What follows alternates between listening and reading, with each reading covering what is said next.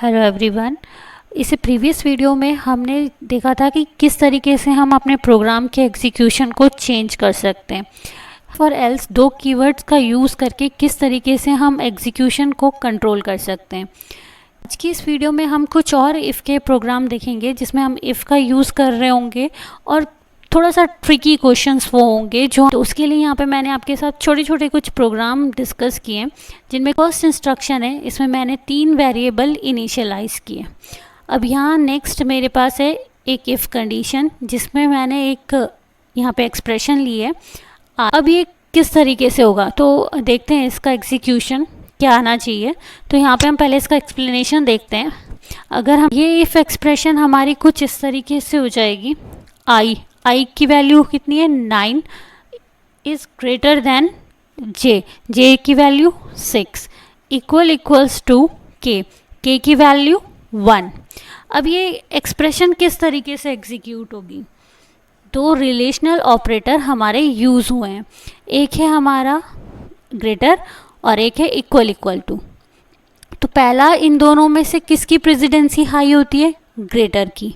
तो दो ऑपरेटर जब हमारे सेम एक्सप्रेशन पे यूज़ होते हैं तो हम प्रेसिडेंसी रूल का यूज़ करते हैं। तो पहले ये वाली वैल्यू एग्जीक्यूट होगी। तो ये एक्सप्रेशन का आंसर क्या होगा, 9 इज़ ग्रेटर देन 6।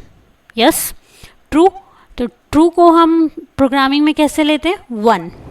तो ट्रू वैल्यू हमारी किससे इंडिकेट होती है, 1 से, कोई भी नॉन ज़ीरो वैल्यू से। बेसिकली जब भी हमारा कोई एग्जीक्यूशन ट्रू होता है, कोई भी एक्सप्रेशन का आउटपुट ट्रू होता है तो वो 1 से रिप्लेस होता है। तो 1 इक्वल्स टू 1। तो अब ये कंडीशन क्या होगी हमारी अगेन ट्रू। तो इफ़ को एक नॉन ज़ीरो वैल्यू मिल गई, तो अब जो हमारी इफ़ कंडीशन हो जाएगी वो हो जाएगी हमारी इफ़, लास्ट में जो फाइनल बनेगा हमारा इफ़ एक्सप्रेशन वो इस तरीके से बनेगा, इफ़ 1 ये नॉन ज़ीरो वैल्यू है तो हमारा ये वाली स्टेटमेंट एग्जीक्यूट होनी चाहिए। तो इसको देखते हैं हम, F9 फॉर कंपाइलेशन, F10 देखिए इफ़ ब्लॉक। ठीक है, तो इसमें अगर हम थोड़ा सा चेंज करते हैं, इसकी वैल्यू हम 2 कर लेते हैं। तो अब देखते हैं इसका आउटपुट। तो यहाँ पे क्या हो जाएगा, जो लास्ट वाला हमारा बनेगा तो वो ऐसे बन जाएगा कि 1 इक्वल्स टू 2। तो ऑब्वियस है यहाँ पे हमारा क्या हो रहा है, फॉल्स। तो हमारा एल्स पार्ट एग्जीक्यूट होना चाहिए, F10। तो देखिए हमारे पास आया एल्स ब्लॉक। ठीक, तो ये था जब हमारे पास दो ऑपरेटर इफ़ में आते हैं तो किस तरीके से हम उन्हें सॉल्व करते हैं। नेक्स्ट इस प्रोग्राम में हमने एक ही वेरिएबल इनिशियलाइज किया है इक्वल्स टू 6। हमारे पास i इक्वल्स टू 4 के साथ कॉमा करके एक वैल्यू और है, ये क्या है, नॉन ज़ीरो वैल्यू है। तो अगर हम देखें तो यहाँ पे कॉमा हमारे पास यूज़ हुआ है। तो अब ये दो एक्सप्रेशन बन गए, एक्सप्रेशन 1 और ये वाली एक्सप्रेशन 2। कॉमा की लेफ्ट साइड वाली एक्सप्रेशन 1 और राइट साइड वाली एक्सप्रेशन 2। तो कॉमा का जो रूल होता है वो होता है लेफ़्ट टू राइट। जब एग्जीक्यूट होता है तो पहले लेफ़्ट वाला देन राइट। तो लेफ़्ट वाला जब एग्जीक्यूट होगा तो ये हमारा क्या हो जाएगा, आई की वैल्यू इज़ 6 इक्वल्स टू 4। तो ये हुआ फॉल्स, इसकी वैल्यू क्या हुई, 0। तो ये हमारी एक्सप्रेशन कुछ इस तरीके से हो जाएगी 0,5। तो ये तो 0 है। अब इसके बाद राइट साइड में आएंगे तो सेकेंड एक्सप्रेशन एग्जीक्यूट होगी, ये है नॉन ज़ीरो वैल्यू। तो फाइनली इफ़ को क्या मिलेगा, एक नॉन ज़ीरो वैल्यू। तो non zero value means true. तो इफ़ का ये एग्जीक्यूट होगा। तो देखते हैं इसका आउटपुट, इफ़ ब्लॉक। ठीक है, तो इसमें थोड़ा सा चेंज करते हैं, इस वैल्यू को हम 0 ले लेते हैं। ठीक है, तो यहाँ भी 0 होगा, इसे हम 6 कर देते हैं। तो अब देखते हैं हमारे आउटपुट में क्या चेंज होता है। ठीक है, तो ये 1 हुआ, कॉमा 0। तो इफ़ को सेकंड एक्सप्रेशन मिलनी चाहिए। तो उसके बेस पे इफ़ क्या हो जाएगा, फॉल्स हो जाएगा और हम किस में आएंगे, एल्स पार्ट में। तो इसे एग्जीक्यूट करते हैं, तो एल्स ब्लॉक। सिंपल।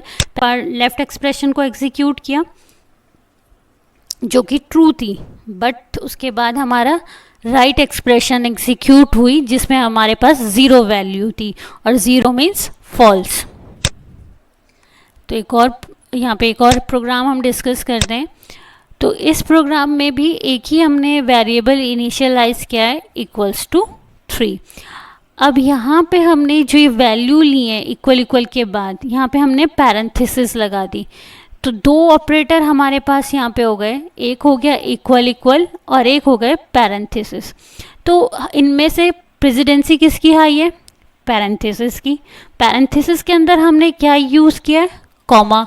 कॉमा का कैसे एग्जीक्यूशन होता है? Left to right. तो कॉमा की लेफ्ट साइड की वैल्यू एक्सप्रेशन 1 और कॉमा की राइट साइड की वैल्यू एक्सप्रेशन 2। तो पहले ये वाली एग्जीक्यूट हुई और फाइनली हमारी सेकंड वाली एक्सप्रेशन एग्जीक्यूट हुआ।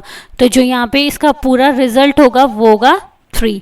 तो हमारा ये जो इफ़ कंडीशन है वो ऐसे बन जाएगी, इफ़ आई की वैल्यू है हमारे पास 3 इक्वल्स टू 3। तो हमारी क्या ये इसका आंसर क्या होगा? ट्रू। True means 1। तो हमारा ये इफ़ स्टेटमेंट एग्जीक्यूट होगा, तो इफ़ ब्लॉक। ठीक है। तो अगर यहाँ पे हम ये वैल्यू चेंज कर दें, इसको हम 1 कर दें और इधर हम 3 कर देते हैं, ठीक है, तो इसको एग्जीक्यूट करते हैं, तो ऑब्वियस है हमारा पहले लेफ्ट होगा और फिर राइट, तो फाइनली उसकी वैल्यू क्या बन जाएगी? 1। 3 इज इक्वल्स टू 1। तो हमारा ये एल्स पार्ट यहाँ पे एग्जीक्यूट होना चाहिए।